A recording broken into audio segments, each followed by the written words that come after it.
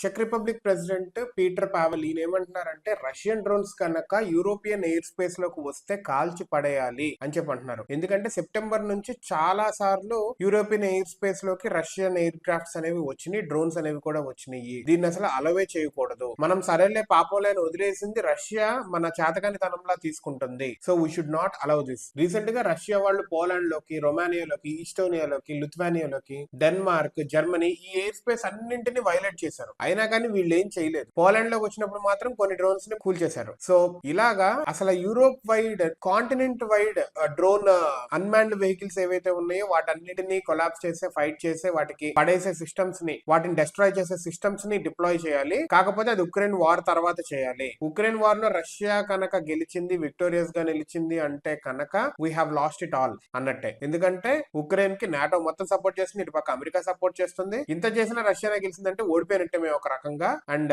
ఇది జరగకూడదు. So Ukraine గెలవాలనే వాళ్ళకు కూడా ఉంది. మొత్తానికైతే మా ఎయిర్ స్పేస్ లోకి వస్తే యూరోప్ లోని ఏ కంట్రీలోని ఎయిర్ స్పేస్ కి వచ్చినా గానీ రష్యా వాళ్ళది కూల్ చేసేయండి అని చెప్పి ఈయన టైమ్స్ కి ఇచ్చిన ఇంటర్వ్యూలో చెప్తున్నారు.